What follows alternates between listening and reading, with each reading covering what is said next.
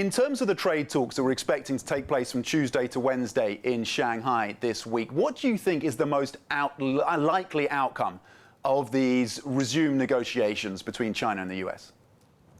Probably not much, unfortunately. This is really the smallest step that both sides could take after the G20. They're just meeting. There are new players. They still have all of these big issues on the table related to cloud services, to intellectual property, to legal changes in the Chinese system, to Huawei. None of this was resolved at the G20. So this is a very, very small first step. And as long as this goes smoothly, then, the next best thing will be a second round.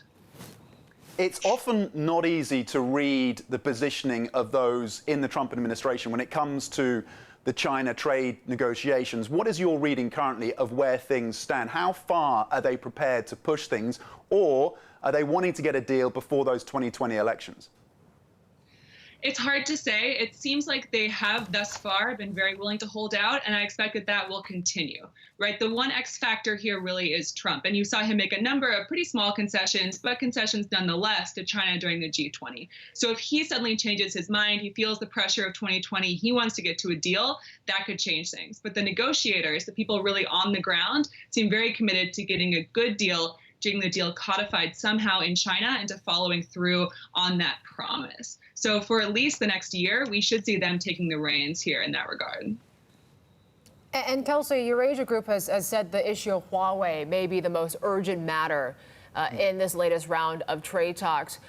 How far can President Trump go in terms of relaxing restrictions on the company, or can Congress actually do enough to stop him?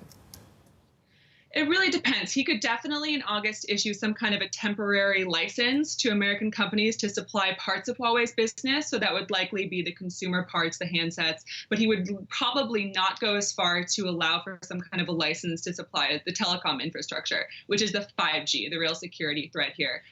Now, Congress, if they feel like that's too much, can add some kind of a rider in the NDAA, the National Defense Authorization Act, for the next year that would make it very difficult for Trump to remove all restrictions on Huawei if he so chooses to. And that's really tricky because if they put this in the NDAA, it's going to be hard for Trump to strike that down, and it'll be a tough negotiating battle between both sides to figure out exactly how much leeway they're going to give him to really follow through on this sort of tentative promise he made to China that he would allow some flexibility on the Huawei issue.